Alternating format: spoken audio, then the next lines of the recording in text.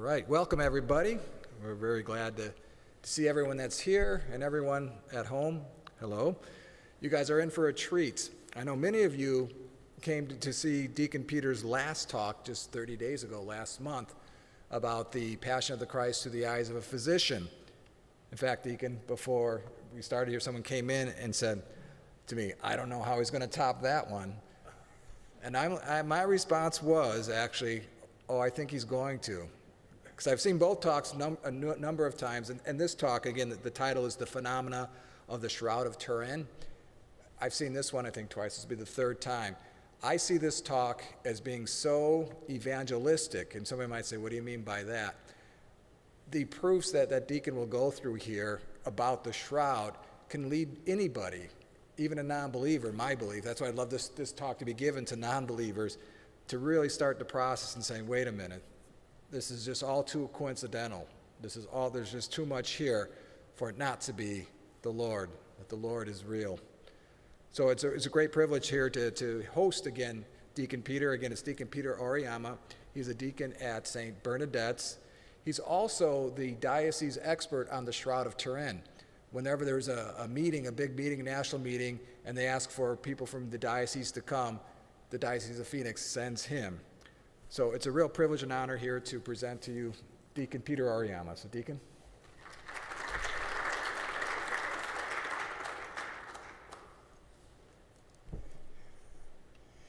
Good evening, everybody. It's a pleasure to be back here at Corpus Christi. It's a little bit of a different venue from me. If you've seen the talk that I've given here before in the hall, you may remember that I'm much more mobile for this talk. I mean, I bob and weave and move around the crowd a little bit. So tonight will be a little bit of a different experience for me. Hopefully the talk will still come through as well. Dennis, thank you. Brother Deacon Dennis Lambert, thank you for that beautiful introduction. Deacon Dennis and I were classmates together, ordained in the cohort for 2014, and shared a lot of experiences together. And thank you again for the invitation to come here tonight. Can everybody hear me as I'm speaking? The talk is titled The Phenomenon of the Shroud of Turin. In every talk I give, I dedicate to someone. I've dedicated this talk to our Blessed Mother. Mary, here we have a beautiful picture of Mary being crowned by her Son, God the Father, God the Holy Spirit, by Diego Velázquez, the coronation of the Virgin, and we know her as the Queen of the universe, the Queen of our hearts, not only our Queen, but our Mother as well. But sometimes we have to remember that Mary was just about a 14 or 15-year-old girl from a backwater area in Israel, in the province of Judea. Actually, no, Galilee, to be honest with you. Mary said yes, open-heartedly to God. She agreed without really knowing any details about what would happen, other than the fact that the Holy Spirit was going to come down upon her and she would conceive the Son of God. That was the only thing that she realized. I honestly believe she had no idea how difficult it would be to be the mother of God. Okay, here's a slide here showing bath time with our Blessed Mother giving Jesus a bath and reminding him that he actually has to get in the bathtub instead of walking on water. You know, as he got older, it didn't get any easier. You know, dear mom, gone into the wilderness for 40 days to be tempted by Satan. Don't worry, loves and hugs Jesus, okay? But the reason, more than anything else, that I dedicate this talk to Mary is that a Jewish person in the first century was swaddled twice in their lives in this earthly form.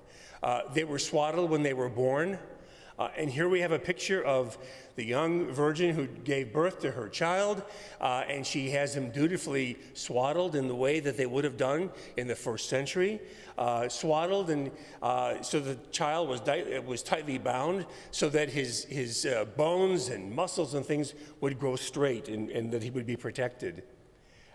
Here's the swaddled child laying in a crib with Mary and Joseph sharing their evening meal together.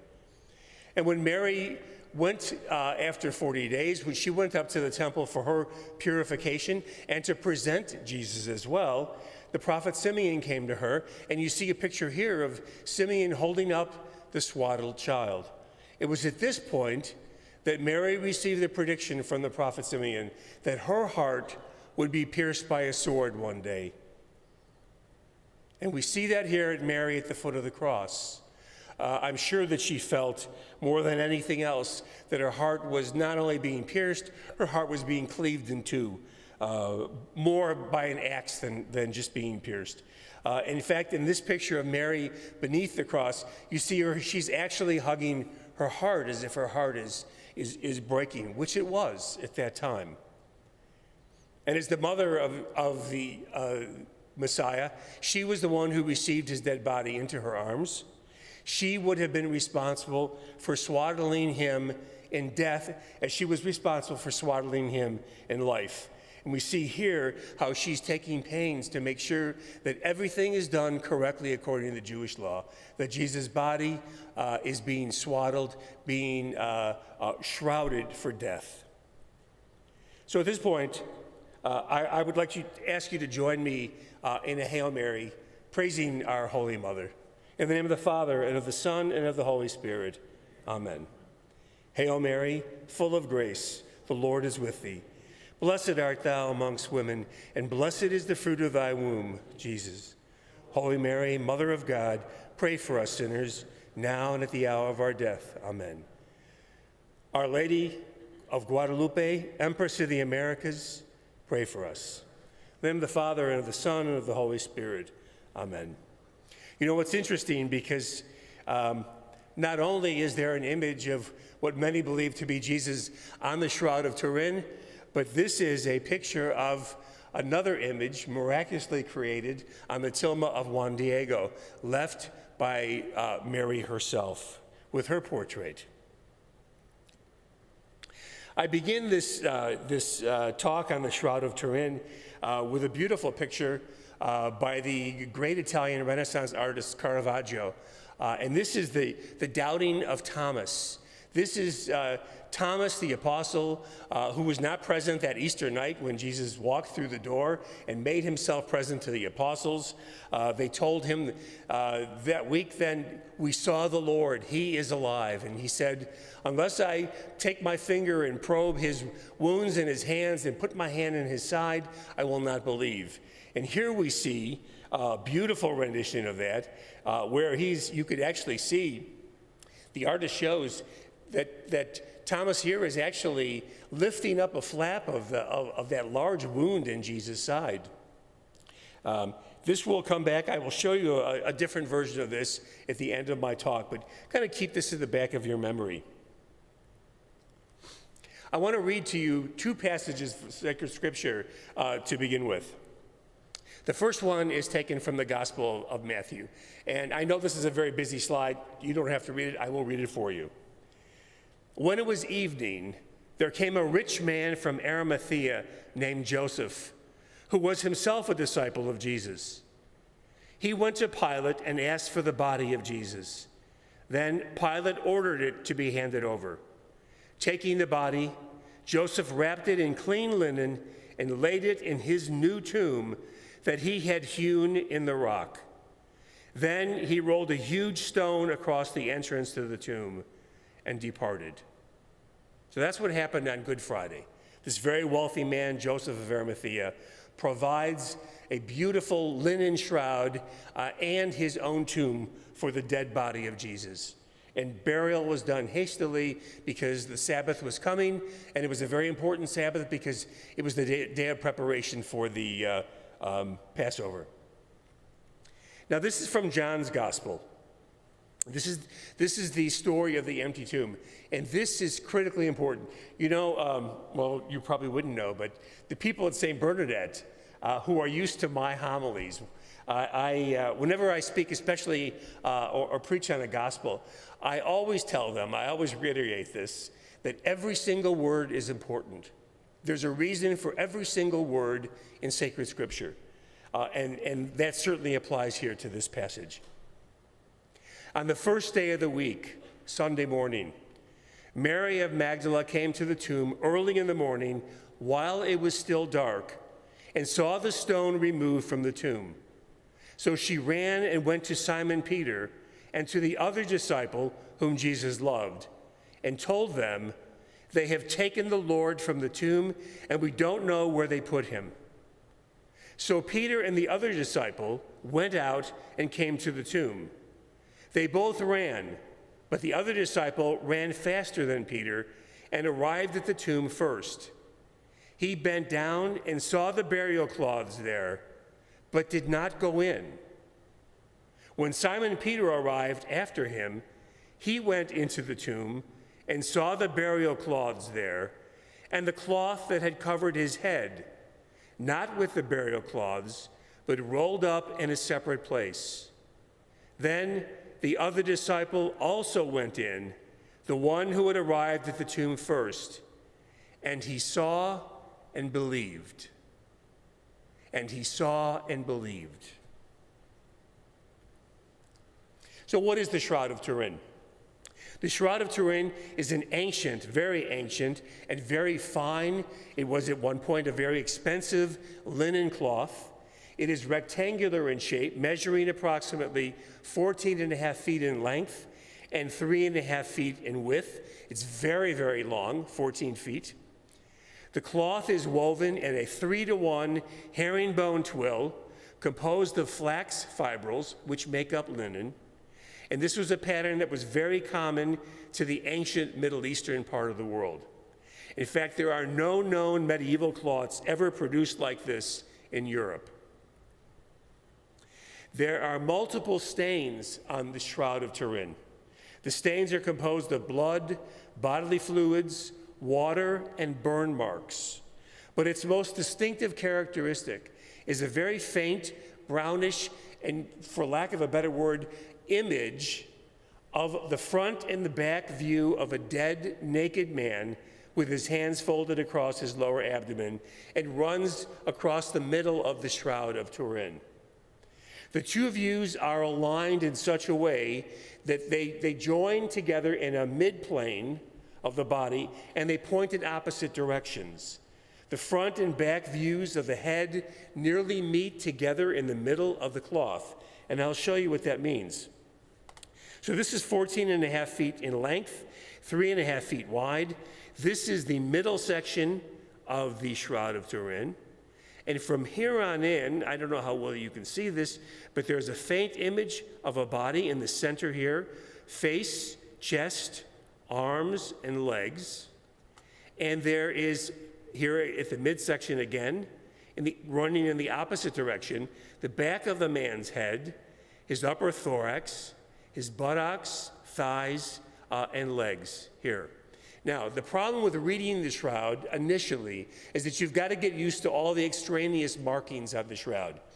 There are numerous burn marks along both areas here. I'll explain when that happened. Burns have gone completely through the shroud, and at one point they were patched, and that's what these areas here are as well. There are water stains in certain areas. There are deep-seated wrinkles in the shroud.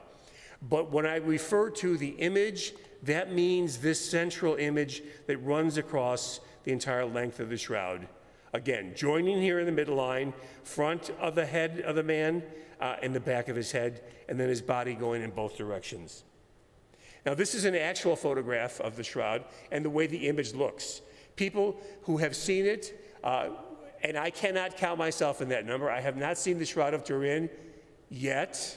Okay, my wife knows that there is at least one more trip to Italy on our bucket list together before I'm ready to call it quits. But this is an enhanced photo of the Shroud of Turin. So you can see that everything is much more graphic here, including this image now. And trust me, over time, the more you see these images of the Shroud of Turin, you will get accustomed to zeroing in on the figure of the man in the shroud in the center. The shroud is kept in the royal chapel at the Cathedral of St. John the Baptist in the Italian city of Torino in northwestern Italy, which is why it's called the Shroud of Turin. In English, we call the city of Torino, Turin.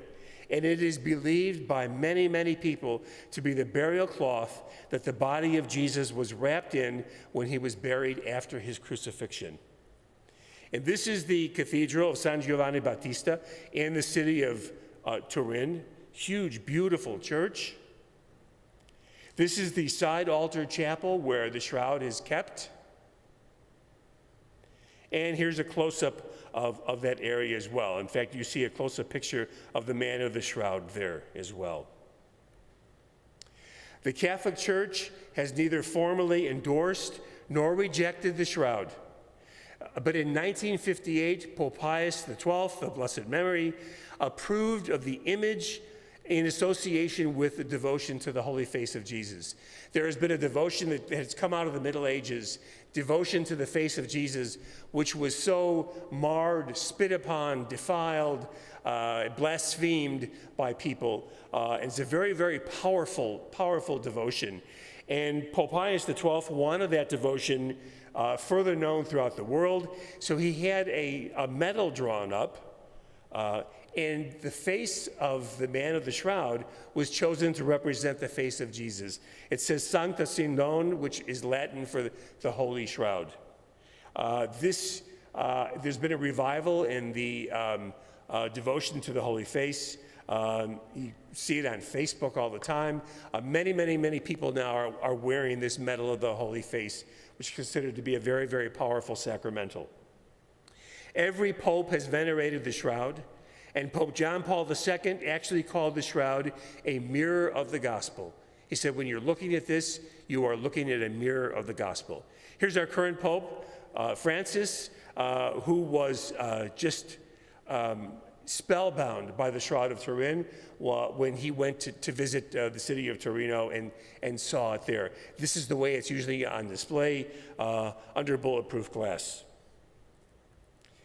This is the way that the descent, taking Jesus' body off the cross, was depicted in the movie The Passion of the Christ. In order to show how the markings on the Shroud of Turin came, a painter, Rivera, from the early Renaissance, shows here the angels holding the Shroud in the Turin. Now you could see accentuated the image of the man of the Shroud of Turin in the center portion. This was a picture that was painted after the shroud was damaged by burning, because you can see the patches and the burn marks on the shroud itself. And it shows the body of Jesus being laid on the edge of the shroud here, with the further length of the shroud then enveloped on top of him that way, so that the area of the shroud that is his backside would correspond to this area here of the shroud, and the view of his front side, including the face here, would then be under the undersurface of the hat.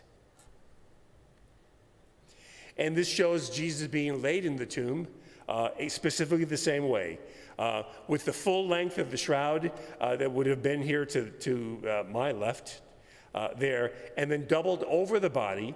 A thin strip of linen cloth would then be wound around the neck, around the shoulders, holding the arms in place, around the knees and around the feet, so that the body in death would lie with dignity and in a certain repose. This is actually a painting of Jesus raising Lazarus from the dead, and Lazarus is here, his body, although he's alive now, is shrouded in the ancient Hebrew and the ancient Jewish way, and you see that linen strip there going around and holding his body in place. And After a while, when you become accustomed to the image of the man on the shroud, you can see that the linen binding would have held both of his elbows in place, his knees in place as well, and his feet, so that in death the body would not actually move but lie in one position.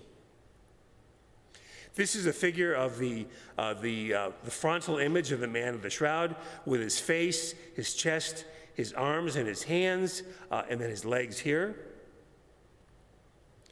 This is a higher magnification of the back of the man of the shroud as well. This is the back of his head. This is his back, actually, buttocks, thighs, and calves and feet.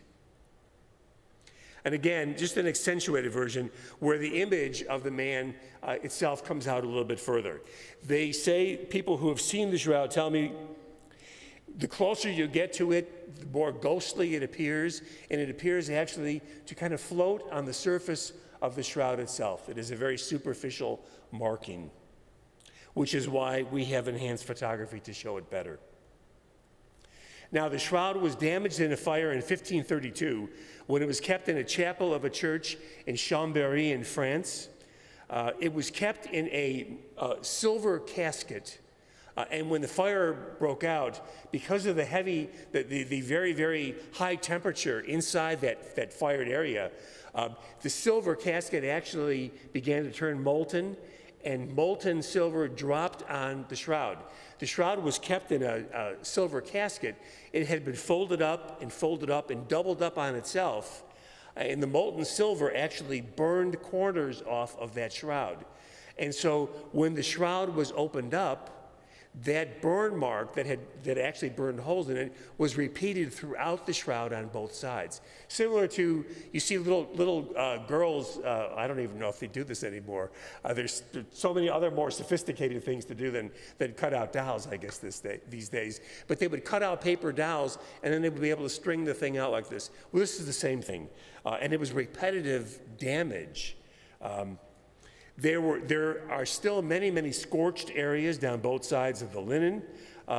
2 years following this fire in 1532, an order of nuns, the Poor Clares, actually sewed large triangular patches onto the shroud in order to repair it. And they also sewed a backing onto the shroud so that there was much more heavily cloth in order to show the shroud, because it was shown many times publicly. Again, so the accentuated areas, you could see these are the 14 patches that the Poor Clares actually sewed on here. And interestingly enough, the only real area of the image itself of the man of the shroud that was damaged were the outer areas of his shoulders on both sides here. The rest of the image was mostly preserved intact. So this is the man standing upright, and you're looking directly at him. This is the way the shroud appears. It is actually a mirror image of the reality of what we see. This is really his left side. This is really his right side on here, because we're looking at the undersurface of that shroud that had been folded over his body. Here we see the face and upper chest, the thorax. There are large water stains here, and water stains around here above the head from that fire back in 1532. And you see these two large patches on both sides here. This is the face of the man of the shroud. Water stains between the front portion of his head and the back view of his head here, and some deep creases, deep folds, which almost look like they were pressed in, permanent folds in the shroud. And I'll explain why that was too. Now, the details of the image on the shroud are not easily seen with the naked eye. As I said before, people who I've spoken to say it's a very ghostly image. It appears very, very faint. In fact, I will show you how superficial that it is.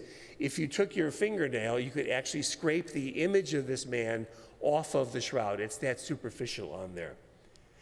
But through photography, detail is heightened and very much revealed. In 1898, the Pope gave permission for an Italian photographer named Secondo Pia to photograph the shroud. This is the first time it was ever photographed. He took the first picture on May 28th in 1898. He was so startled, they say, the story goes, that in those days when they would take these images, they would print them off of a glass plate. And when he held the glass plate up and he saw the negative image of the man of the shroud, he was so shocked by what he saw that he actually dropped the glass plate and broke it and had to take more pictures. He was actually accused of doctoring these photographs and falsifying them. But in 1931, another Italian photographer was able to take pictures of the shroud, and he obtained the same exact results. And this is what Secondo Pia found. This is a picture of the shroud. This is the picture of the photographic negative. And in the photographic negative, which is highly unusual for a painting or anything created by man like that, to be able to produce itself in a negative form, the man of the shroud comes alive. The image of the man of the shroud, unfortunately, the scorch marks and patches are accentuated too. But if you look down the center, the man actually seems to come forward and come out of the shroud, giving us detail that we would never have been able to see without photography. This is the frontal image of the man of the shroud here. This is the back image, starting with his head, his back, buttocks, thighs, and calves. And this, again, is a very accentuated picture, but I think you get the idea that even though it's accentuated here in the normal photography, the image of the man of the shroud, the blood stains and things that I'll point out, are so much more visible. And the face of the man of the shroud actually becomes real for the first time. We see details that we had never seen before. Rather than a ghostly image here, we see a man who's appears to have a very dignified face, which has been brutally treated. Just the man's face. These white areas here are these are all blood clots on the face of the man and in his hair. This was a photograph taken by a NASA photographer, and I'll tell you the details of why this was. But here, this is probably the most realistic image of all. In fact, once Secondo Pia's photographs were circulated around the world, so much interest was generated in the Shroud of Turin. It just seemed the whole world was fascinated by this. No one had ever seen anything quite like this before. And a formal study of the shroud began, and today there are classes in what's called syndenology that you can take, not only in the University of Torino, but in Rome and Milano as well. Syndenology actually means a study of the Shroud of Turin. Sindone is the Italian word for shroud. Sindon is the Latin form. So syndenology is the study of the Shroud of Turin. And the Shroud of Turin is the most studied, most analyzed, and most investigated historical artifact of all time. There is no other historical artifact that exists that comes close to have been studied as much as the Shroud of Turin has. And the irony is that the mystery of the shroud continues to deepen the more scientists inspect and test it with increasingly more sophisticated instruments. The more they study, the less they know about it. And instead of debunking the shroud, the scientific investigations have made it actually more intriguing. You know, over the last 2 centuries, there's almost, in the Age of Enlightenment, there's almost been a little bit of a, I don't want to call it a war, but a disagreement between the people who study theology and the people who study science. And there really shouldn't be, because think of it, the people who studied theology, who wrote theology, the Catholic Church, were the ones who invented the scientific method and the ones who invented the idea of a university. The two worked hand in hand. And many studies are done in order to disprove the Shroud of Turin as being the authentic burial cloth of Jesus Christ. And the more and more they try and debunk this, the more baffled they become, and the more interested they become, and the more they study the shroud. At this point, it's actually easier to say what it is not than what it is. That's what the scientists are saying. What was exclusively an object that was of interest to Catholics, that was venerated by many Catholics, now became and is an object of intense interest. If you Google the Shroud of Turin, you can't count how many hits you're going to get. Let me talk specifically about the shroud and what the findings are. It is a finely woven, ancient linen cloth with the image of a dead man on it. The body of the dead man is unwashed. He was buried in haste. The body is nude. The man is approximately 5 foot 11 inches tall. His estimated weight is 175 pounds. His estimated age is between 30 and 35 years. He appears very well built, very muscular, a man accustomed to manual labor, heavy manual labor. There are signs of rigor mortis, which is the stiffening that occurs immediately after death in the first 40 hours or so, but there are no signs of decay of the body at all. He has been buried according to first century Jewish burial customs and position. His hair is long in the fashion of a first century Jewish man, and he's heavily bearded.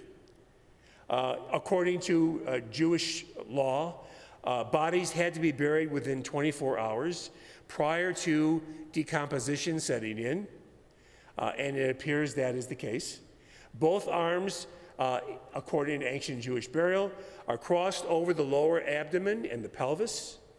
The shroud had to be made of 100% pure linen. It could not be mixed with any other type of material, any other fibers.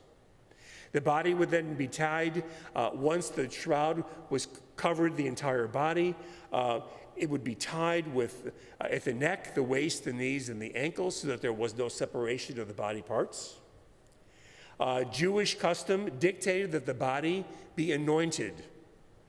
Even though this man was buried in haste and was not afforded the opportunity to be cleaned and in the appropriate way, immunofluorescence studies now show traces of aloes and myrrh on the shroud, especially where heavy blood stains are concentrated. So even though he was buried in haste, he was anointed in death according to the Jewish tradition. And here, I don't know how well you can see or get the impression, but the shoulders and the arms are very nicely kept together. They are not separated. The hands are actually crossed over the midline. His knees are together, and so are his feet. Here you can see the impression of the man's long hair, beard, and certain wounds, which I'll go into detail. The man has been severely scourged by a Roman whip called a flagrum. There are 372 individual wounds from the scourging alone, just from the scourging, on the image of the man. He was scourged by 2 men simultaneously, but they were of different heights. One scourger was taller than the other one was, and they can tell by the way the wounds are on the man's body. The man ultimately died from Roman crucifixion. There are large abrasions over both shoulders.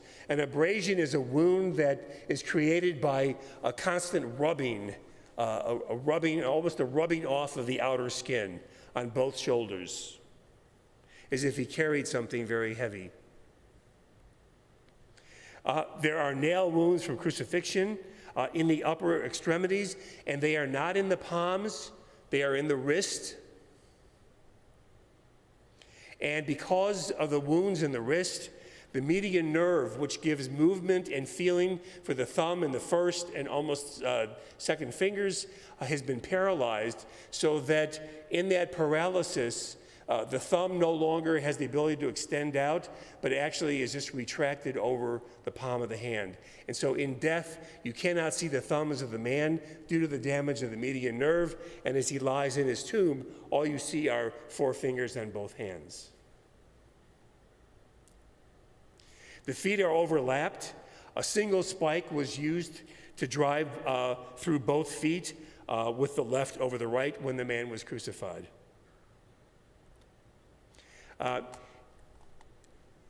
This is the man's face. There are scourge, actually it's probably easier to start on this side here. These are the abrasions over the shoulder, and I have a little closer view there. But the skin has actually been rubbed raw and off both shoulder blades here. You can see the cross wounds of the whipping on all down his back, down his buttocks, both thighs, his calves as well. The scourgers were so skilled, they were able to get the whip around the front of the man. There are scourge marks all across the front of his body as well, across his chest and down even his thighs and calves as well. His hands are crossed over the midline. In this picture here, you can see the thumbs are not visible, and the bleeding wound from the nail which held him to the cross is actually in the palm of his hand. I'm sorry, in the wrist of his hand here. This is an image of what the hands of the man of the shroud would have looked like and the direction of the blood flow. And I'll explain why that is important as well, because the blood flow is actually in 2 different directions. The man's chest is what we call hyperinflated or overexpanded. This is actually something that occurs from slow suffocation or asphyxiation, which is actually ultimately the cause of death in a crucified victim. Because of the strain on the upper muscles, which I explained in my passion talk, the person is able to breathe in air but not successfully able to breathe air out. And over time, sucking air in an attempt to try and get fresh air in, the chest becomes overinflated. There's a very large wound with an oval shape to it in the right side of the man's chest between the 5th and 6th ribs, which matches exactly the shape of a Roman lance, a lancia. The abdomen of the man is also massively swollen from slow suffocation, slow asphyxiation, and from sucking in air in an attempt to breathe while being crucified. There are multiple cuts and bruises on both knees. In fact, there's a very large laceration on the left knee. This is a man who repeatedly fell multiple times. Again, this is the face of the man. I don't know how well this image projects, but his chest is massively expanded with air, and so is his abdomen. Here is an image of the large gash on the left knee, along with numerous wounds from the scourging. And this is the left foot over the right and the left wound. The face of the man of the shroud is covered with multiple bruises and swollen areas, including the eyebrows, the nose, and the cheeks. His right eye is very swollen. In fact, it is almost swollen closed from repetitive blows to the face. Part of the man's beard has actually been pulled out as a form of punishment and inflicting disgrace on the man in the Middle East. His nose is broken. There is a separation of the nasal cartilage, and this either could have been caused by severe blows to the face or from falls, unimpeded falls.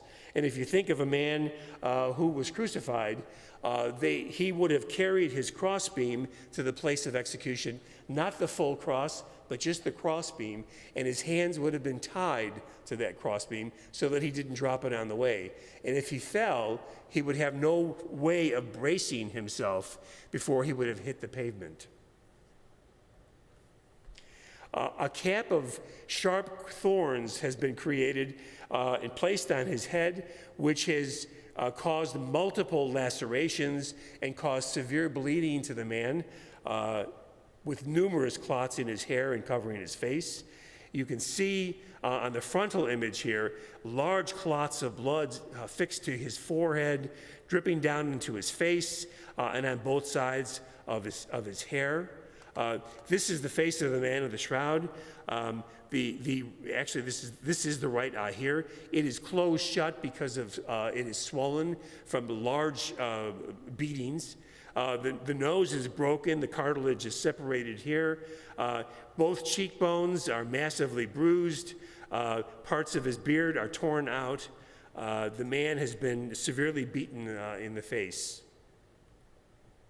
And this is the back of the head of the man of the shroud. Here you see significant bleeding throughout the entire scalp area here. The larger the white area here is, the larger the clot that has formed there from the massive lacerations on his scalp. And again, this is the shoulder blades here where the skin has literally been rubbed off and the area is raw. And you can see the hash marks of the scourging going down his back. Now remember, when Christ was being tortured by the Romans after he was scourged, the Gospels say a soldier wove a crown of thorns in order to mock Jesus. And the pollen of a specific thorn-bearing plant has been found on the shroud, and it is only found in the area of Jerusalem and around the Dead Sea. Now, we always depict Jesus in art wearing a circlet of a crown, the way medieval European princes and kings would have worn. In the Middle East, that's not exactly what a crown a king would have worn. King Herod, for example, would never have worn just a little circle of gold. What he wore was a helmet of authority to show that he was the king. And so that's probably what caused all this bleeding. The Romans would not have just put a tiny little band of thorns around his head. And remember, it was not Roman custom to do this to anybody. In fact, the only person in the history of the world that we know of who was mocked for being a king and made to wear a crown of thorns was Jesus. This is actually the tree on the thorns that grows. This was taken outside of a church on the hill of Gethsemane that shows the thorns. And this was actually the pollen that's on the Shroud of Turin. They are wicked-looking thorns. Looks like something out of our Sonoran Desert. And this is what archaeologists believe Jesus would have worn, what the man of the shroud wore. And in art, he has actually been depicted this way from people who are familiar with customs of the Middle East. This is Jesus with Pontius Pilate. This is Jesus meeting his mother on the way to Calvary, the Via Dolorosa.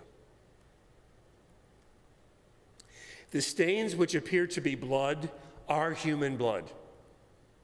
And it is type AB, which is a very rare type of blood, less than 10% of people.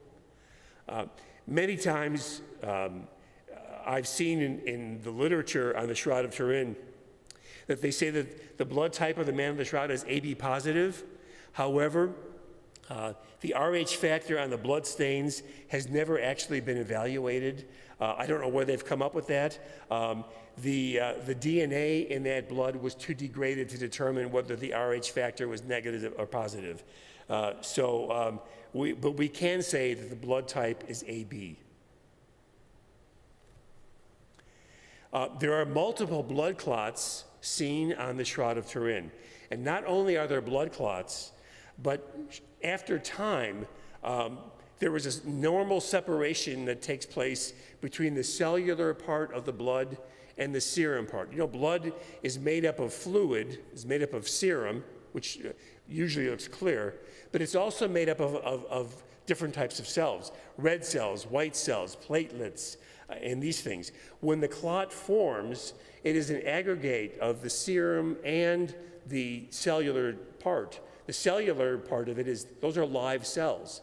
As the clot forms and then the cells begin to die, the serum starts to separate out of it. The liquid part of it starts to separate out of it, but the cellular level still stays together and is a coagulum. And on the shroud, you can actually see that. First time it's ever actually been recorded ever, where there is a halo effect seen. And there is no distortion of the blood clots seen on the cloth. Yet we know that the body of the man of the shroud was removed prior to decomposition, okay? Before the body actually started to decompose, somehow the body was removed from the shroud.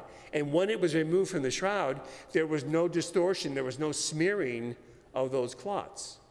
So the body had to be removed between, say, 40 and 44 hours after death. And there are two directions of blood flow. There's a vertical flow, there's a horizontal flow. The horizontal flow occurred actually after death. I don't know how well this shows either, but actually it does.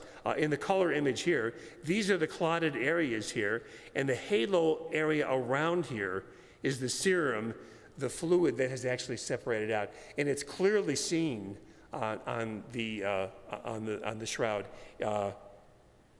even in the regular colored phenomenon. Again, in black and white, you'll see halos all around these areas here, around these clots. And again, well, this is just to show the numerous wounds on the front part of the man. And the blood flow as well.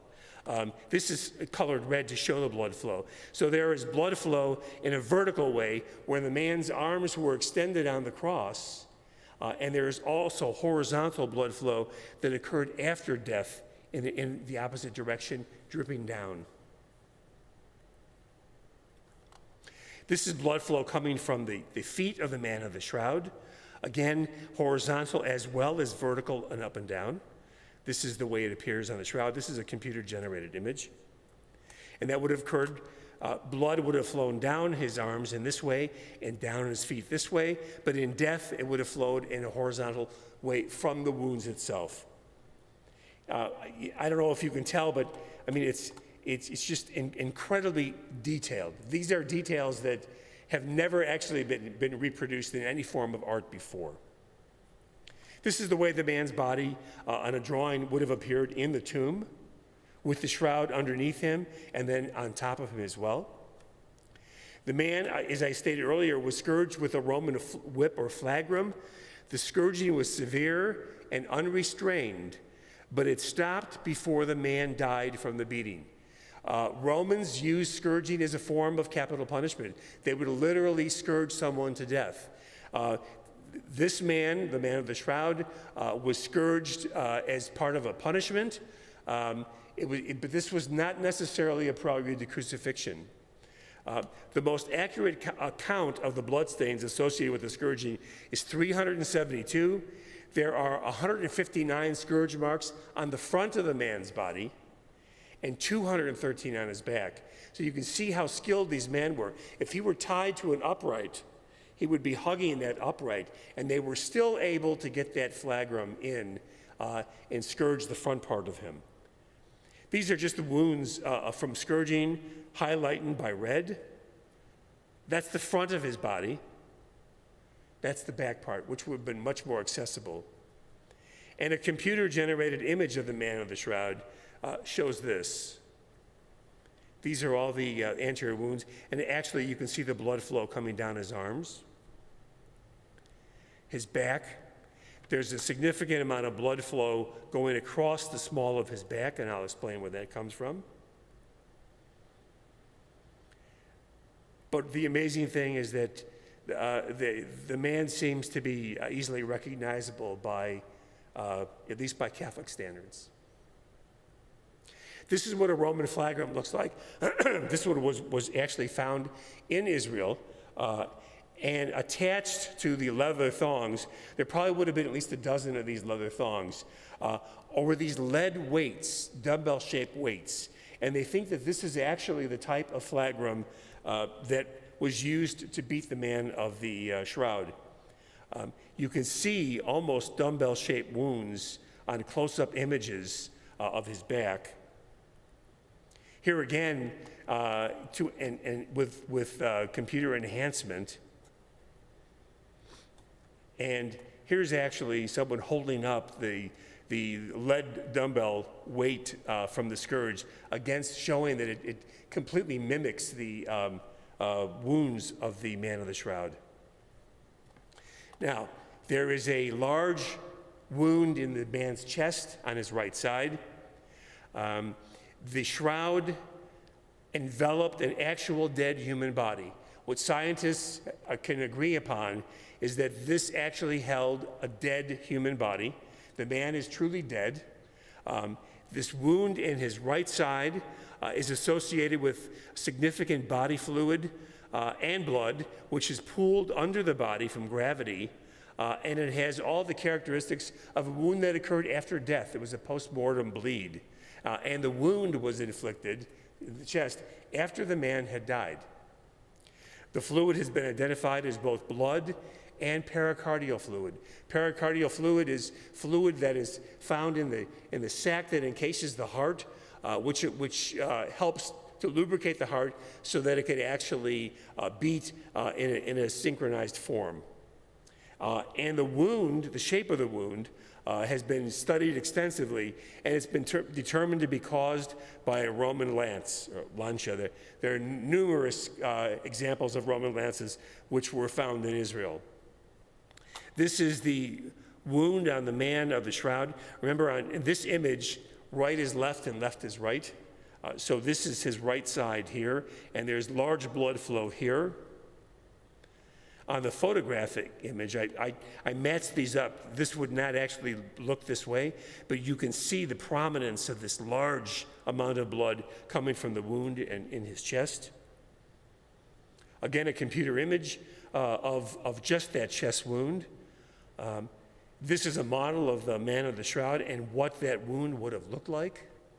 And again, this was a wound that was inflicted on the man after he was dead. After he was dead. And the blood that poured out after death, while the man was in the shroud, pooled behind him all along here, in the small of his back. This is his back here. This is the blood, significant bleeding. Now this is what blood looks like on the Shroud of Turin, and it's red. It's red. It actually looks like fresh blood. But does blood on a Band-Aid look red? No. And for many, many, many years, scientists looked at this and they said, you know, this is fake. This is obviously fake. Blood does not stay red. In fact, old blood turns brown very quickly, and then it actually turns black. But scientists have determined, when they analyze the blood of the man of the shroud, that there's a very, very high content of a substance called bilirubin. Bilirubin is produced by our liver. In overproduction, it can give our body almost a yellow-looking appearance called jaundice, or even when the whites of our eyes actually become jaundice, they look yellow. That's caused by an overproduction of bilirubin, too much bilirubin. But what happens as a result of polytrauma, as a result of torture, beating, scourging, shock, and dehydration, the bilirubin actually, because of the large amount that was produced in the situation, breaks down the cell wall of the red blood cells, which are living organisms. And when the cell wall is broken down, it releases hemoglobin, which is the red pigment that causes the red cells to be red. And so, because of the cells being broken down and the hemoglobin coming out, this blood will stay red forever on the shroud. So initially the scientists were saying, can't be real, blood isn't red. Hemoglobin blood, bilirubin blood is. And furthermore, the shroud is covered throughout the entire area with what are called creatinine nanoparticles. And what these are iron cores of ferritin, iron in our body, in our system, in our blood, and creatinine, another molecule that we produce. from significant trauma, polytrauma, multiple trauma, these molecules are produced in large amounts. And so the presence of these biological tiny, tiny nanoparticles point to a very violent death for the man who was wrapped in the Shroud of Turin. In fact, I was quoting a scientist here who said he was the one who actually discovered these nanoparticles. He said that the blood serum tells us that before dying, this person was suffering greatly. This means that the Shroud of Turin is not fake. It is certainly the funeral fabric that wrapped the body of a very tortured man. This is the face of the man of the shroud. Again, I think I've gone over certain details. Here you can see significant creases that are very, very difficult to remove from the shroud, and I'll explain, I think, why they are there. This is a computer-generated image trying to simulate the face of the man of the shroud. It seems the more they do this, the more familiar he seems to become. Again, this is a computer image of what some people think the man of the shroud is. His eyes are closed in death, but there's been significant trauma to the right orbit and the right eye, as well as the nose being massively swollen because of it being broken, and large clots, again, coming from the head. The image of the man on the shroud, besides, let me talk about the image, besides just the blood. There are no side images on the man of the shroud. There is only a complete frontal image and a dorsal image, but you do not see anything on the sides of the man of the shroud. The closer the cloth was to the body, the darker this image appears. So nose, forehead, brow, places like that, the image, this ghostly image, is much darker on the shroud than in areas where the shroud was a little bit of a distance. The image is extremely superficial and seems to float on the shroud. Each flax fiber, actually a single thread is composed of 70 to 100 fibers. And the image lies on the uppermost fiber of the thread. Let me show you what that means. If this is the thread that was woven into the shroud, composed of all these different flax fibers to make the linen, the image is on the top 7 or 8 of these fibers only. It does not penetrate into the shroud itself. The image is not a stain. It is not painted on the shroud. In fact, there are no pigments or paints on the shroud. It is not burned on the shroud in any conventional manner. In fact, the image seems to be, the way scientists describe it, is that the image has been seared into the cloth with some technology that has not yet to be explained, nor can it be reproduced by any form of modern technology. I always think of searing as, you're going to cook a good steak, for example, so you would sear it first to lock in all the flavor there. So you are not burning it, but you are exposing it to a high temperature to kind of keep the juices of the meat inside. That's what this was. This is not a burn, but it's more of a heat temperature searing. Now this is what blood looks like on the shroud, here. This is what the image looks like. Very ghostly, slightly gray to brown. Interestingly, there is no image under the blood stains. So the blood stained the cloth first, and the image was created later on at a different time. And the blood seeped into all the crevices of the fibers. If you look at that thread made up of all the fibers, some areas were actually soaked deeply with the blood. The image nowhere penetrated the fabric. Again, see the difference between the blood on the shroud and this image. Now it starts to get a little bit more amazing. The image of the man on the shroud can be read by 3D imaging technology, giving the natural relief to the human form of the man of the shroud. The shroud is encoded with 3D information that's found from the spaces between the highest and the lowest parts of the body and the distance from the cloth. Paintings fail this test. Paintings do not image in 3D technology. And this is what I'm talking about. In 3D spectrography, this is the face of the man in the shroud. It actually has this much of a depth to it. Again, the face of the man in the shroud. It actually kind of comes forward out of the cloth itself.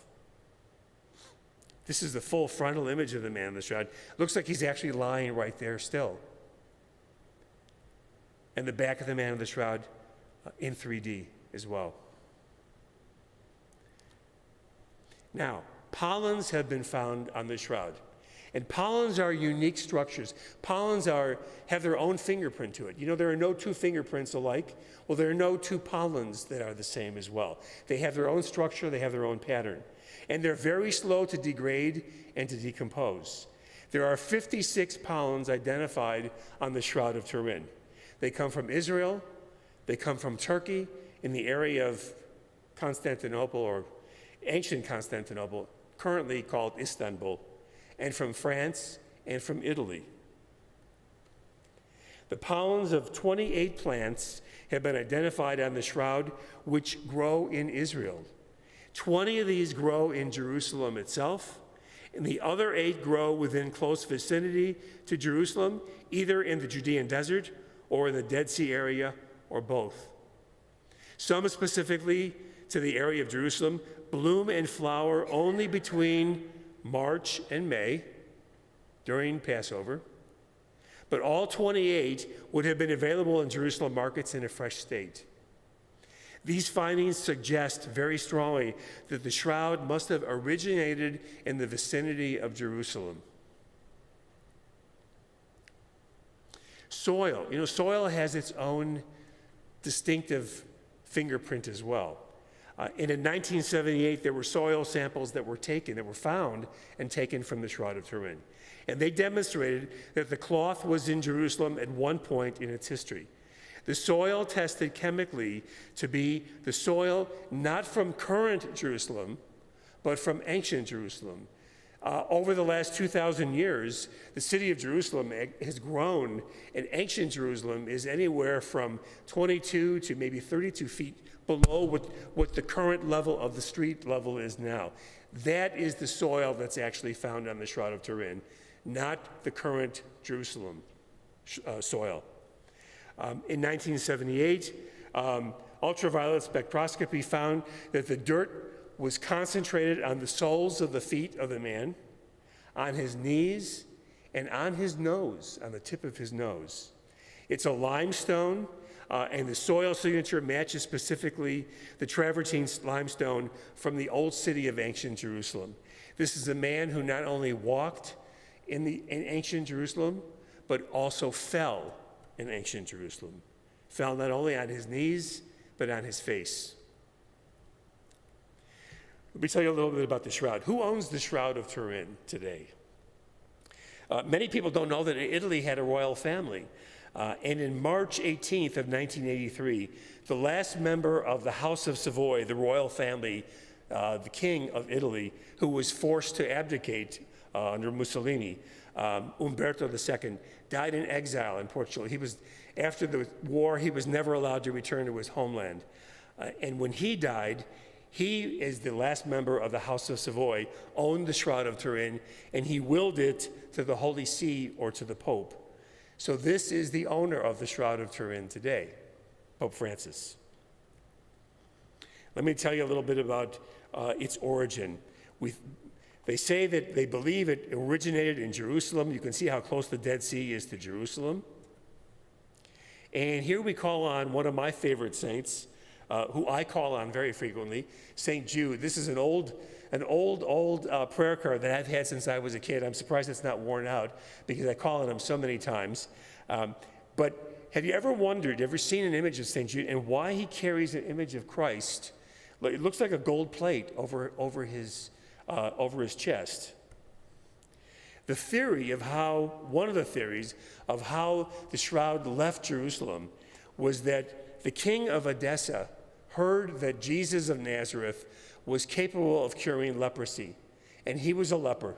So he sent a message to Jesus to either send someone or to come to himself to the city of Edessa, town of Edessa, and cure him from his leprosy.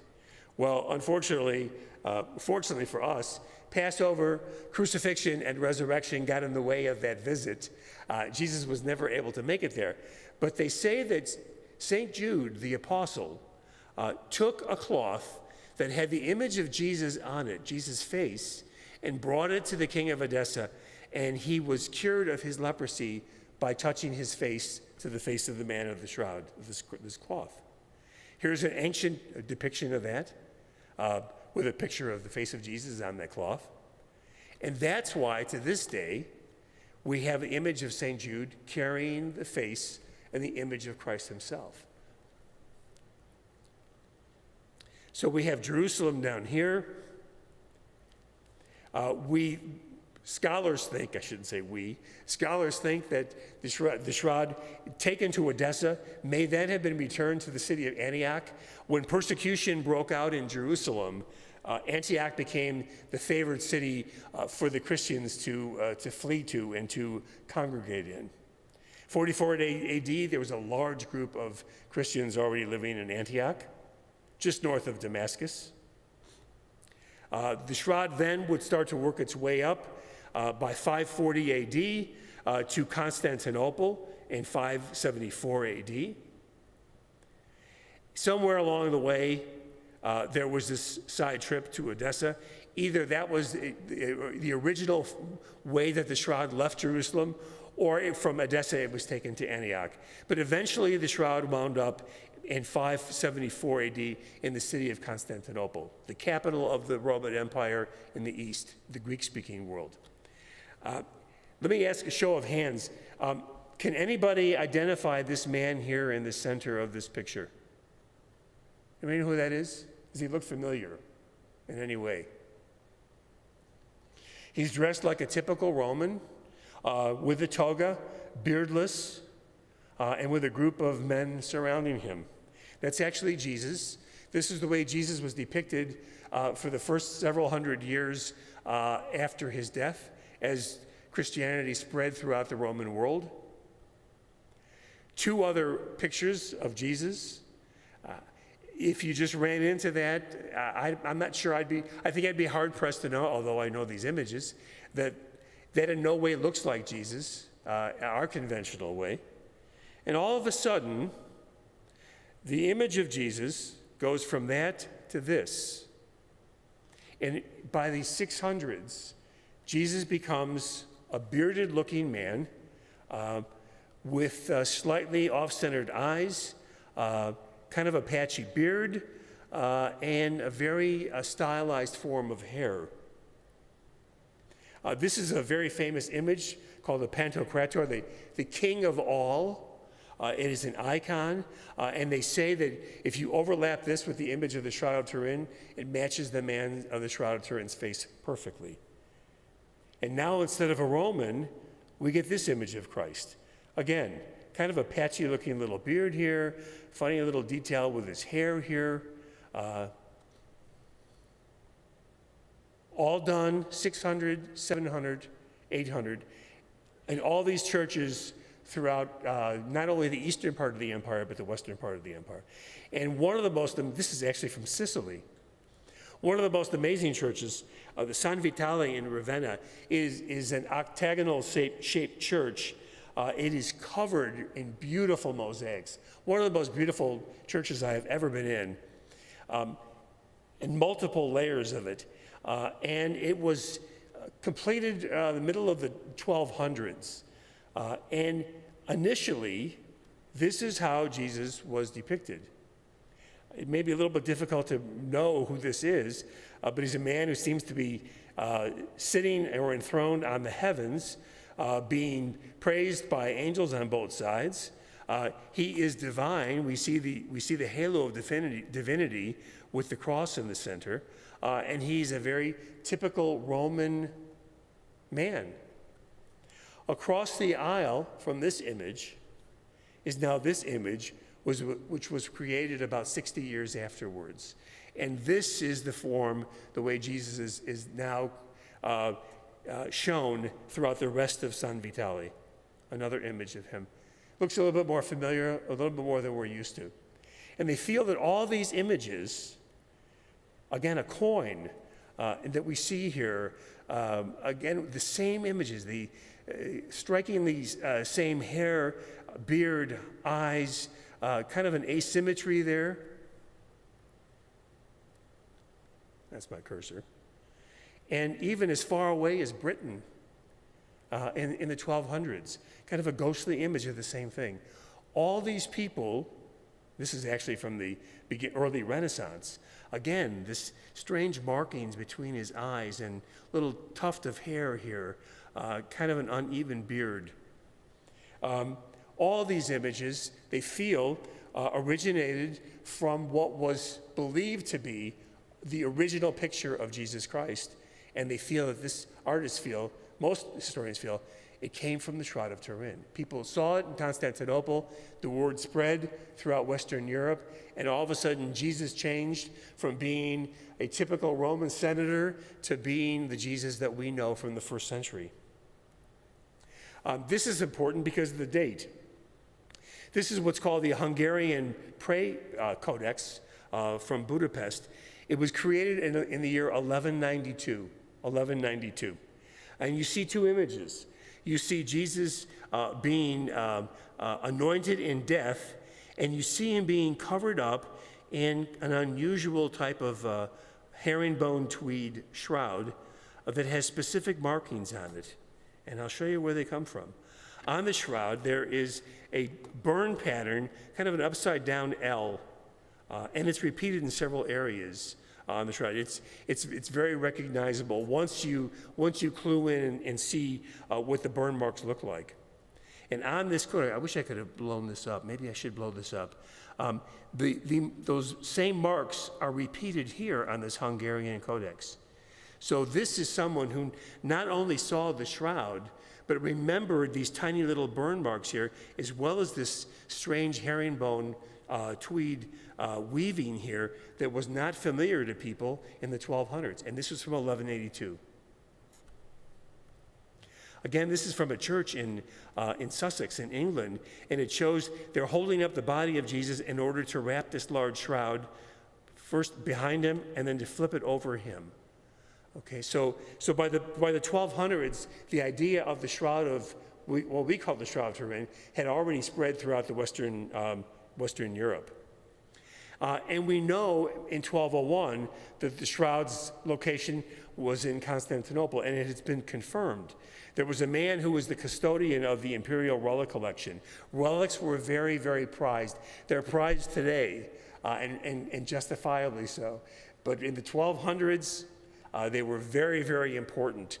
It's our tangible connection with not only with Christ, but with saints as well, with the other world. And this man, Nicholas Messerides, detailed in his catalog of all, he was in charge of all the relics in Constantinople. He said that the burial cloths of Christ, the sindonens, the linens, are kept in our archives here. And he rises again. And there are stories of people who had traveled from the West, from Rome, from France, from Germany, from Spain and England. They traveled to Constantinople, who said that they saw Jesus rising from the dead, a sheet that had Jesus rising from the dead.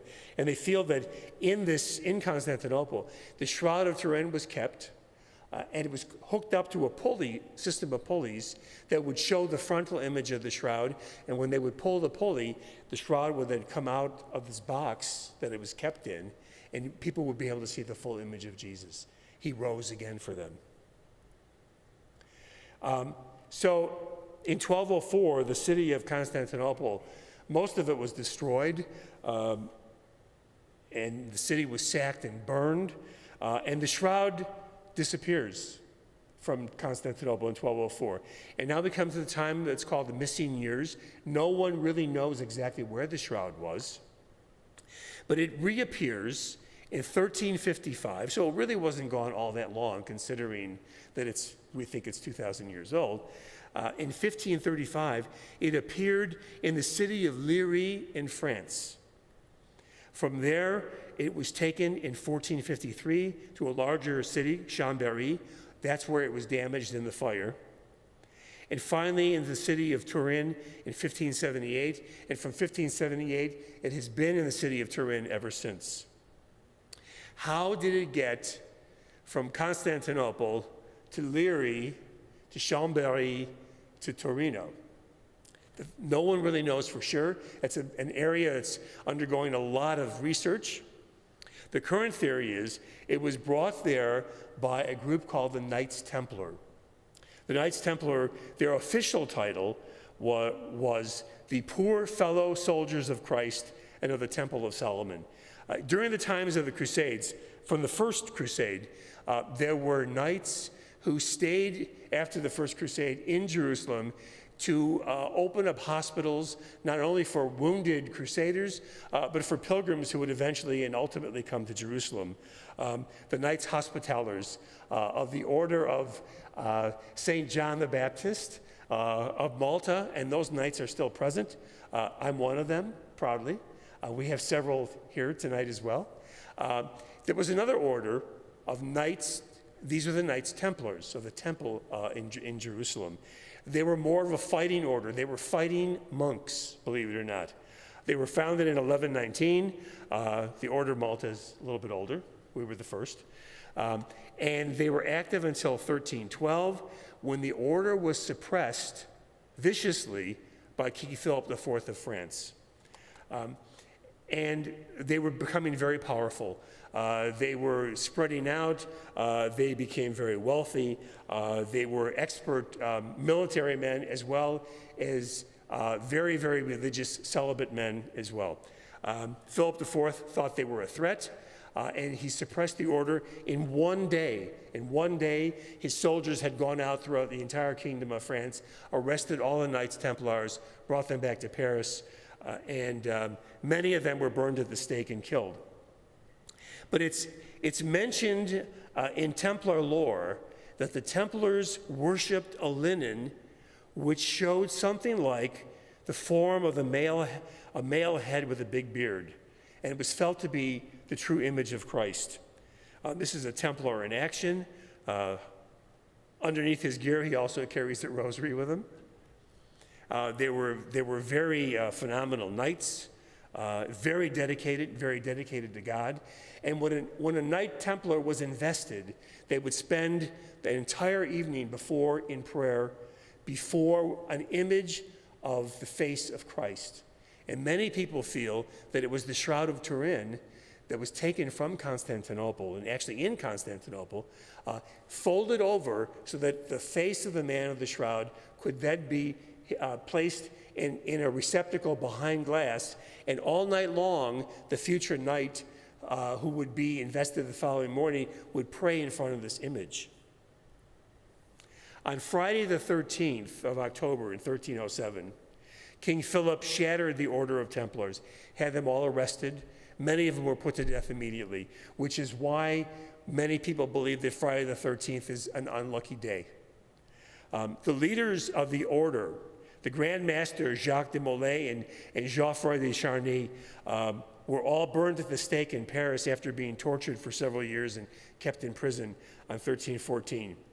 And the linen which showed the face of Christ was kept secret. No matter what they tortured, how they tortured Jacques de Molay or Geoffroy de Charny, they would not admit where this special linen cloth was hidden, and it was kept as a mystery. And that's why they believe there are so many definite creases in the Shroud of Turin, because of the way it was folded so that you could just see the face. Remember, this is a 14-foot shroud that's folded over in that certain way. Historical records document all of a sudden a shroud bearing an image of a crucified man in the small town of Liry, France in 1355.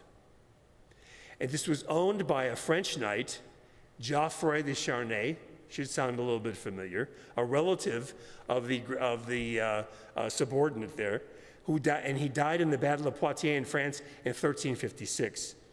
In 1357, his widow was having financial problems.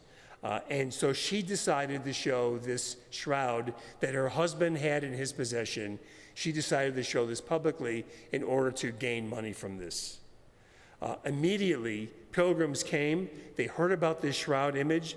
It became so popular, and we know now that there is definite historical evidence ever since this time, 1357, when it was first shown. About 100 years later, Margaret de Charnay, in 1453, she eventually deeded the shroud to the royal house of Savoy in Italy, and it was transferred to the church in Chambéry, where it was damaged in 1532 by fire. And then in order to safeguard it, the royal family brought it to their palace in Turin in 1578. It's been there ever since. This is that little church in Leary where the shroud first surfaced from Geoffrey de Charnay. And they feel that he was the nephew of the man who was burned at the stake, and he was the one who had possession of that shroud from Constantinople. And this is the church where it is currently, and has been ever since 1578. It has been shown multiple times.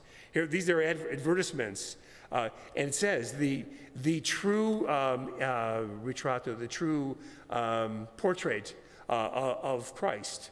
And you see all these different bishops, grabbing on and holding the shroud of Turin and showing it to the public. Over and over again. Look at the shows, the large crowds that came to look at this. Meanwhile, it's all being handled not only by the edges, by the center areas as well. Again, multiple images of the man of the shroud. Here we even see, our Blessed Mother and some saints actually showing the shroud in heaven. Another image of our Blessed Mother. You can see this is more, they're trying to make it a little more realistic attempt. The shroud appears very faint, the image does, but it's also carrying the burn marks, so we know it was after 1532. And then finally in 1898, Secondo Pia took pictures of it, and from then on in, it has been history. And it has captivated the world, not only the Catholic world, but the scientific community as well. It fascinated Pope Francis. Pope Francis spent, I don't know how many hours alone with the Shroud of Turin. You can see how large this really is in comparison to the Pope now. Of course, he was allowed to come and touch the frame. I would not attempt that. You don't see the carabinieri guards that are standing there guarding the shroud as well. You can't come that close when it is exposed. In 1978, there was a major scientific experimentation of the shroud. The shroud had been on display in 1978, and the Pope allowed it. Pope John Paul II allowed special experimentation. He said, just do not damage the shroud, but you can experiment on it, do what you want to do. And so the Shroud of Turin Research Project was then formed with scientists from all over the world. They were allowed to have 120 continuous hours with the Shroud of Turin in the palace, the royal palace in the city of Turin. And they brought in cots in order to just take naps and sleep because they didn't want to lose any specific time. And their primary goal was to determine the scientific properties of the image of the shroud and what may have caused it. This is the first in-depth investigation.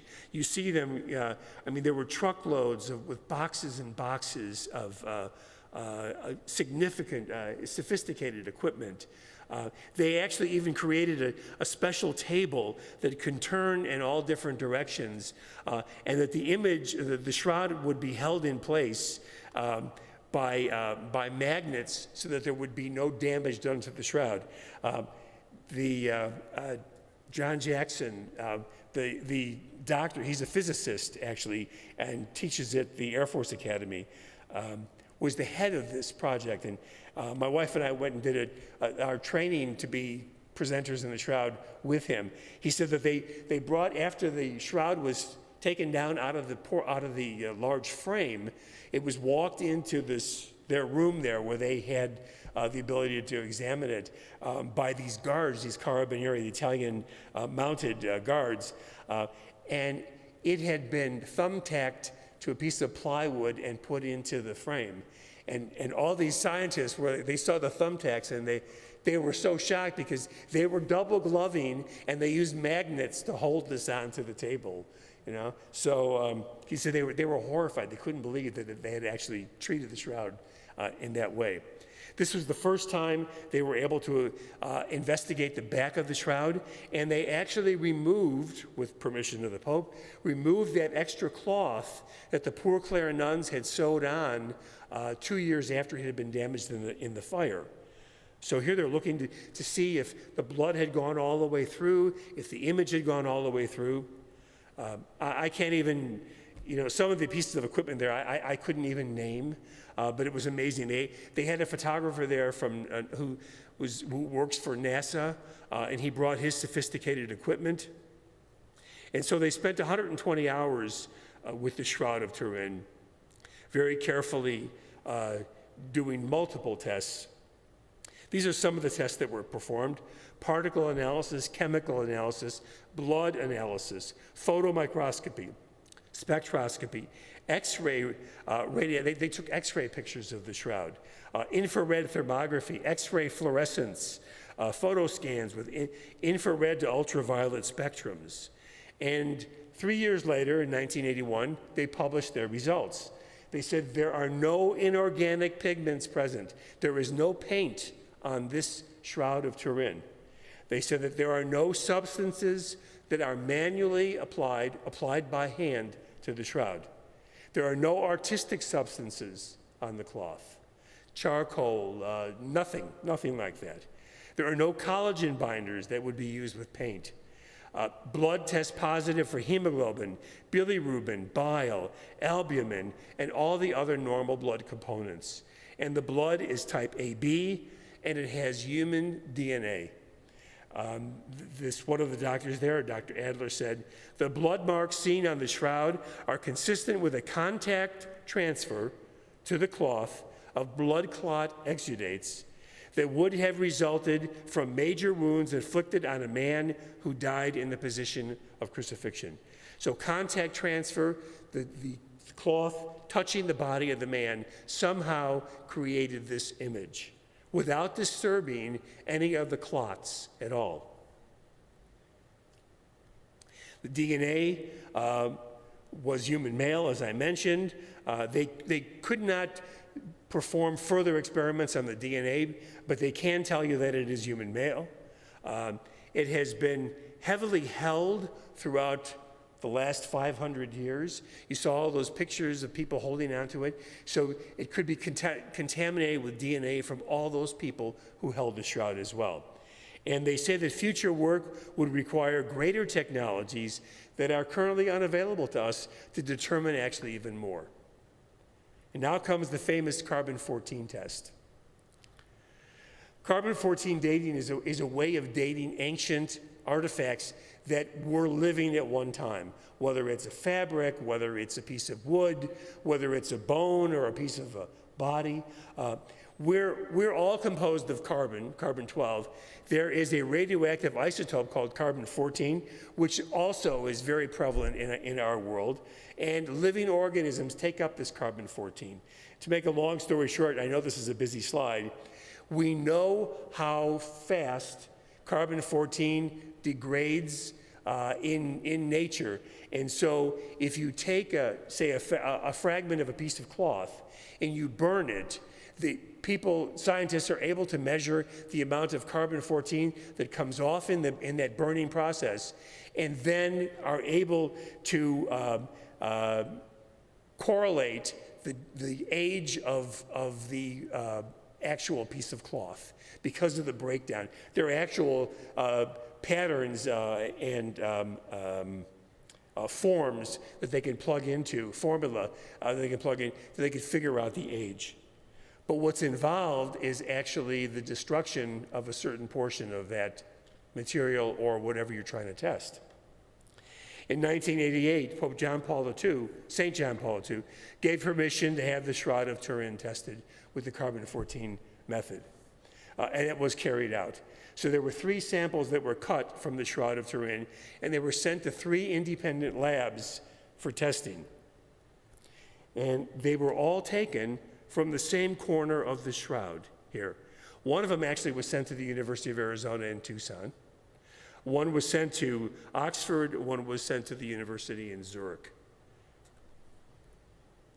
All 3 labs reported the same exact results. And they said that the range of age that the Shroud of Turin could be was between 1260 and 1390. Not earlier than 1260 and not later than 1390. And I think I took pains to show you that Hungarian Codex was from the 1100s. And we know that 1201, the shroud was in Constantinople. But science ruled out that the Shroud of Turin was a fake. It was a fraud. It was created somehow by very, very, very clever artists who have now manipulated all these people into believing that this was the burial cloth of Christ. And actually, you could kind of see their triumphant pose there, standing in front of their building there, that they finally showed that this was not the burial cloth of Christ. However, that's not the end of the story. Only 1 sample area was taken from the shroud. Actually, when I look back now, I can say, thank God, only 1 sample area was taken from the shroud. That means that they would have cut more areas of the shroud. Not only was 1 sample area used, but there was no control done. Whenever you do a scientific experiment, you not only run what you're testing, but you run a control to make sure that everything is correct. The 3 labs essentially tested the same sample area, and no chemical analysis was performed on the samples that were taken. The sample area, interestingly enough, was subsequently found to have been repaired in the Middle Ages using a very refined technique called French invisible reweaving. So what had happened was that the shroud was in the possession of the royal family of Italy. I told you that relics were very important. And if you had a relic, a piece of the Shroud of Turin, that was a real big deal, okay? So the royal family in Italy, over time, whenever any of their children or any of their close friends who were being married, for example, getting married, they would snip a piece of the corner of the Shroud of Turin off and send it to them in a golden reliquary as a wedding gift. And over the years, numerous areas from the shroud were taken from that right lower corner. So what happened now, the shroud is shrinking in this corner. It is not involving the image of the man, not involving his blood, but it is a piece of the shroud.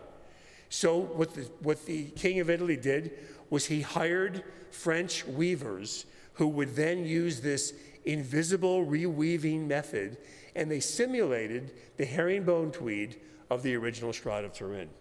However, they used cotton thread, not flax. And since it didn't match, they dyed it to match the same color as the shroud. So when chemical analysis was done on this area of the shroud, they found that it was cotton fibers, not flax. And if you remember earlier, I told you that according to Jewish burial custom, the shroud could not have any other type of fiber mixed in with it. It could only be linen. So what essentially they did, they tested, all 3 labs tested the same area of the shroud, and they successfully carbon dated the Middle Ages, the time from where the royal family had the Shroud of Turin rewoven. And here, these are areas, there was this discoloration.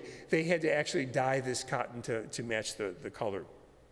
Since then, there have been 4 contemporary dating tests. The bottom line is all 4 of the recent dating experiments show that the shroud dates anywhere from 33 BC to 50 AD, certainly a time where fitting in the timeline of Christ and his crucifixion. And they were done without destruction of the shroud. So you have all this scientific evidence, positive, negative image ability, 3D capability, anatomic accuracy that no one in the Middle Ages could ever have known. Who in the Middle Ages knew that blood clots would separate, allowing serum and a coagulum to be separate? Who in that time even knew that the nail wounds were in the wrists, not in the palms? And that paralysis of the median nerve would not show thumbs? It's historic accuracy to crucifixion in details that were never known, geographical accuracy, accuracy to Jewish burial customs, blood in the image, the type of cloth. So the combination of the above evidence is exceedingly difficult to explain in any way other than this is the burial cloth of Jesus Christ, the crown of thorns, the wound in the side. The only piece of evidence from the shroud which doesn't match up is the carbon-14 testing from 1988. And when you consider that 99 items out of 100 point that it is an authentic document, and you have the one area, the one thing that does not show authenticity, common sense would challenge that, and we have challenged that, and it has been shown to be inaccurate.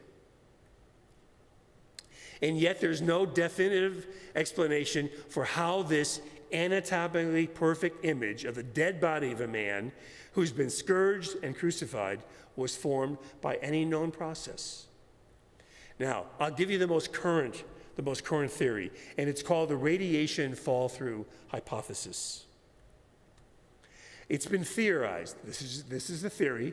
This is how scientific method starts, with a theory that when Jesus resurrected from the dead, when life returned to his body, a large burst of radiation was emitted, which could have or would have created the image on the cloth.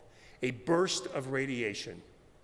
Light energy, without the accompanying heat energy, caused rapid dehydration and discoloration of the uppermost fibers of the linen threads without scorching them. So it is light energy with a small amount of heat energy to denature the flax fibers and to discolor them, but not to scorch them or burn them.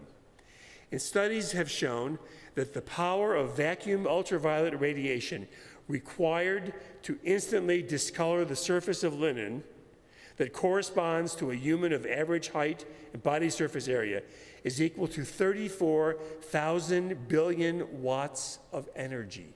That's how much energy it would take in order to create that image from light energy.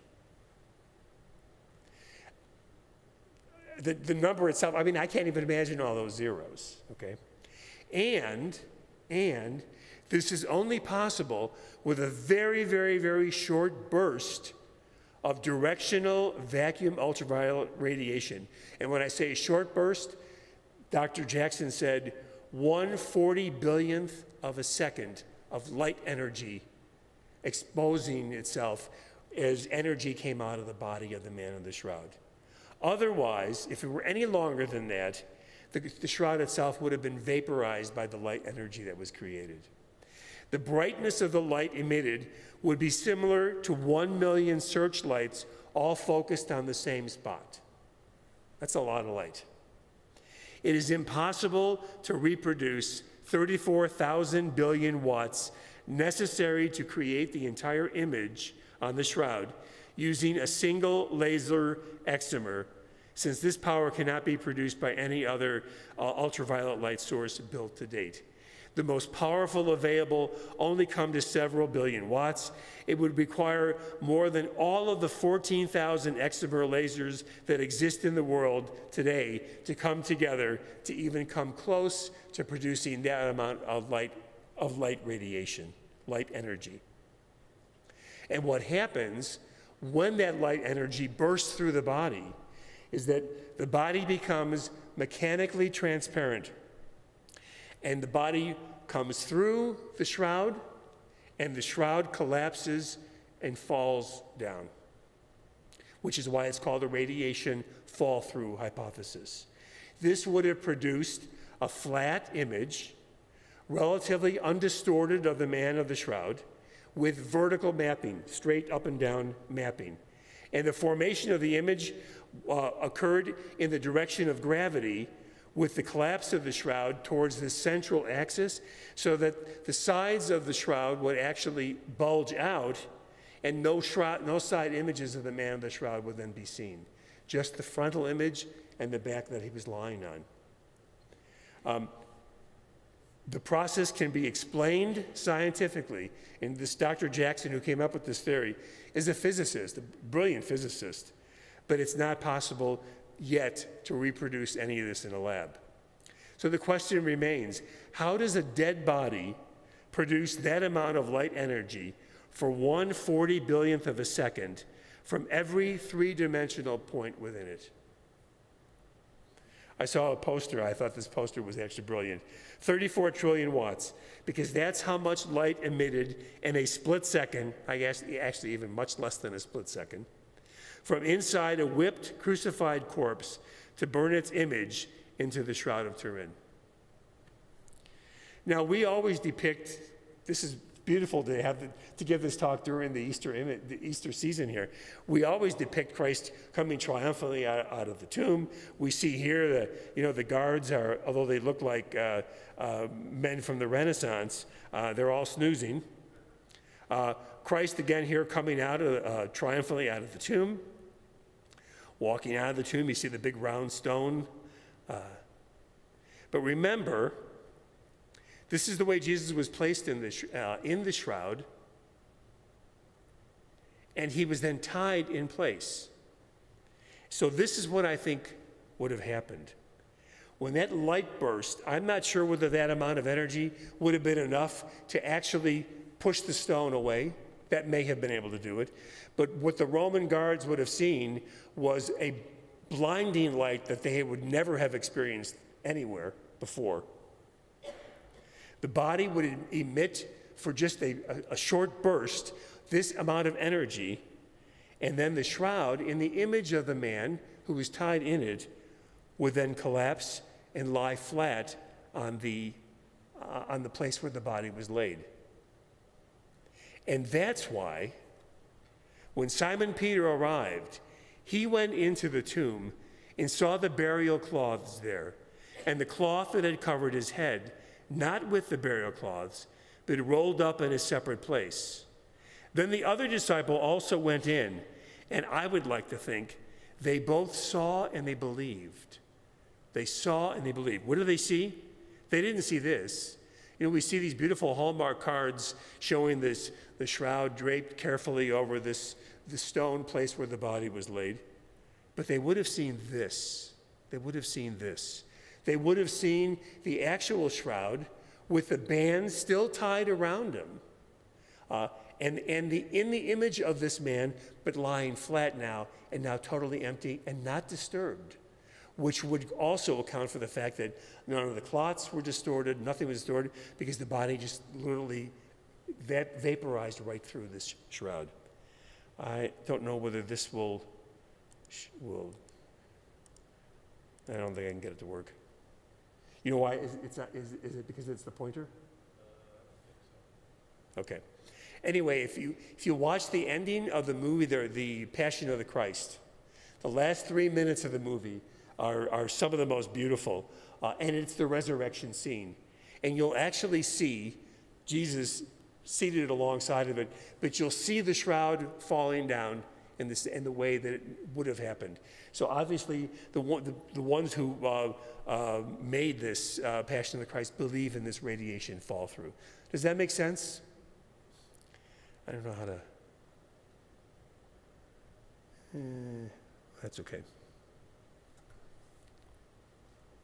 This is the so-called tomb of Christ in the Church of the Holy Sepulchre in Jerusalem, built over the spot traditionally where the tomb of Christ actually is. This is the entranceway. It's just undergone a complete renovation. And interestingly enough, this is the inside of the so-called tomb of Christ. He would have been buried underneath this slab, approximately 22 to 25 feet down. And when they were doing the renovation, National Geographic invited many, because they sponsored a lot of this, invited scientists to come and investigate.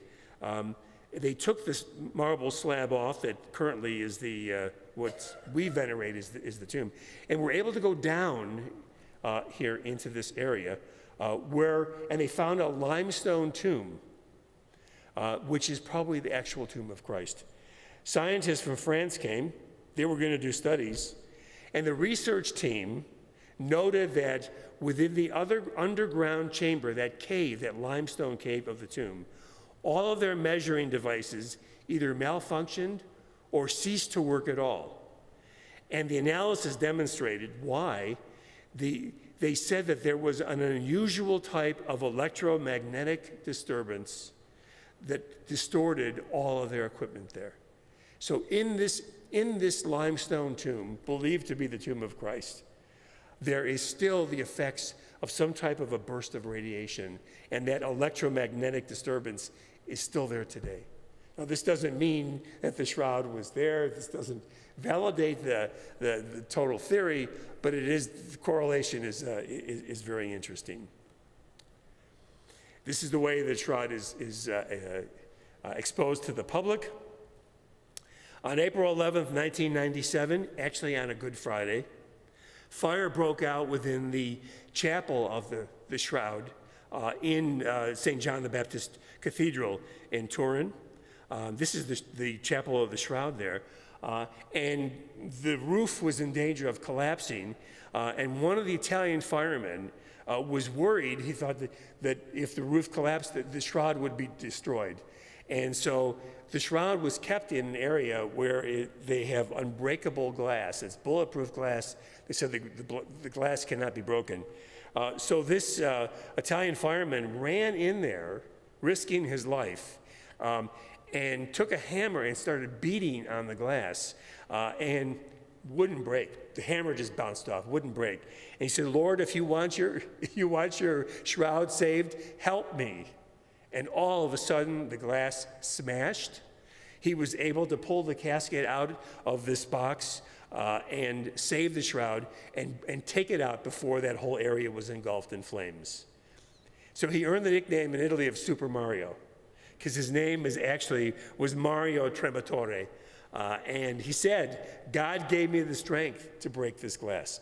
So, as many times as the shroud has been in danger, God always seems to take very specific care about this. That was left after Super Mario got his hands on it.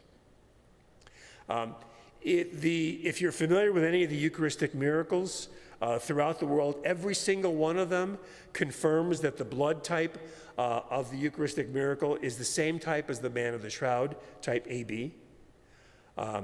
This is the miracle of Lanciano, which occurred in the 700s in Italy. Even up until 1996 in Buenos Aires, there was a host that has turned actually into cardiac tissue, and the blood type is type AB. And as I mentioned in that gospel, they said that when Peter and John looked in the tomb, they saw the cloth that covered the head of Jesus, and that was folded up by itself. And they finally found out exactly where that fits into. There is a cloth in Oviedo, Spain, called the Sudarium, the sweat cloth of Oviedo. It was apparently brought to Spain in the year 614. No one really knows exactly where it came from. It has been on display there ever since in a large church. In fact, a much bigger church was built. And the blood stains on this sheet, this cloth, consistently match up with the blood stains on the head and the face of the man of the Shroud of Turin. And the blood type is the same. It's AB.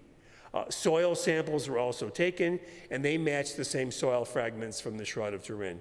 And what this Sudarium is that they believe when Jesus died on the cross, even in death, even though he was a convicted criminal, according to the Romans, as he was hanging on the cross, his body was hanging on the cross, they feel that someone, to give Jesus some dignity in death, covered his head and his face with a cloth So in the same way that we do, when we see people who are victims of car accidents, for example.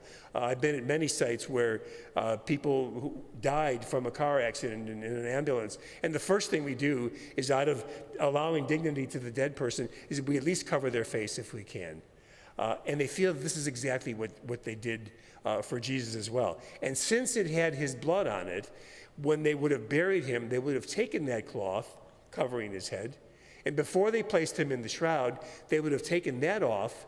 And because it had blood was so important to the Jewish people, it would have been folded up and would have been kept close to the body of Jesus there. So that's probably, not only did they see the shroud of Jesus in his form and tied without the body inside of it, and then the Sudarium in the place where they had left it there. Research continues to go on. It's on the cover of many scientific magazines. In fact, in 2019, a new study came out that threw doubt on the dating of the cloth. This is one of the first things that really threw a lot of doubt on and confirmed the carbon-14 testing to be debunked. Looking to the future, they feel that more knowledge needs to be acquired, more that is understood. So far, the greater the mystery, and there's so much that's unknown. There's a lot of research going into those missing years between the time from Constantinople in 1204 to Liry, France in 1355. How was the image made? The process still cannot be duplicated. Where was it in the Middle Ages? Will dating of the shroud be attempted again? There's a large group with a lot of interest, and they're petitioning Pope Francis to have the shroud subjected to carbon-14 testing again.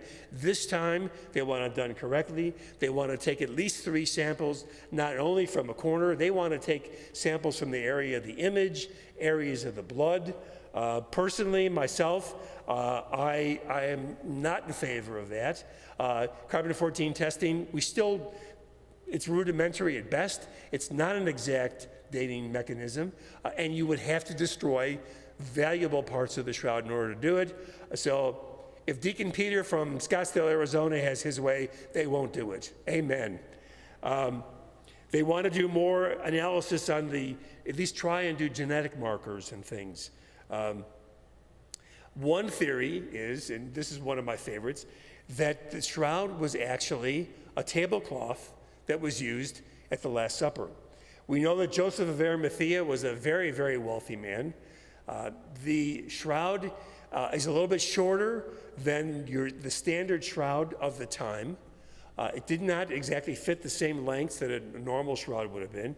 And it was such a fine linen that some people think that when Jesus reclined at table with the 12 disciples, there probably were 3 tables, 1 table in the center, 2 coming out on either side like this. The men would recline with their legs out this way, laying around the table. The women, Mary and the women who would have served at the table there, would then have a big wide open space to serve all the food. And they think, there's a theory, that one of the shroud was actually one of these fine linen tablecloths that was supplied by Joseph of Arimathea. The reason they say that also is that if there were 3 tables, there would have been 4 men reclining on either table. And there are actually drip marks seen from the center of the shroud going toward the outer area. And not only, I don't know if you can see these drip marks here. They're little dots. It's kind of hard to see. But they've done immunofluorescence studies, and it shows that those dots there, that substance, was made by what they think is haurosis. Haurosis is a paste that it is made out of dates, figs, nuts, pecans, honey, wine, and when it's all mixed in together, almonds in the Middle East, definitely. When it's mixed together, it's eaten at Passover as a dip. It's supposed to simulate the mortar that the Jews worked with when they were building the buildings, the pyramids in Egypt and the buildings in Egypt. And so it looks like there were several men. They could have been reclining there, and as they were dipping and eating their hierosis, they were spilling little drops of it on the Shroud of Turin. And then in haste, Jesus' trial, Jesus' death, his execution, and his burial were all done very rapidly, very in haste. They initially had not planned to kill Jesus during Passover. They were afraid of the large crowds that were in Jerusalem at the time. But when Judas presented himself to them with the opportunity to turn in Christ, they took advantage of it, and they did it with haste. And the Catholic Church says the truth demands our scrutiny. We have nothing to fear from further information. We know that we don't need the shroud as evidence of Jesus' resurrection. We know that he lives. We know he rose from the dead. We know that here in our heart. We have encountered him. We don't need a cloth from the first century to show that, but it would show the rest of the world as well. If the shroud is authentic, it would be the burial cloth of Christ, imprinted with a detailed image of his body and displaying signs that his body was somehow, and in a way we can't explain, removed. More specifically, it would be a relic showing the glorified body of Christ and proof of the resurrection. And if so, it shows both the truth of the most significant event in our human history as well as the accuracy of our Gospels. And I can tell you, I stood in front of an authentic image, photograph of the man of the shroud, and stared into the face of the image of this man of the shroud. And I couldn't help but believe that who I was staring at was this man here. And I'll leave you with this last image, the one image that I started off with of Caravaggio and Thomas examining the wound. If Caravaggio were alive today, he could easily have done this as well, showing doubting Thomas sticking his finger into the side of the man of the shroud. And I'll end my presentation here. Thank you so much. Thank you for your attention.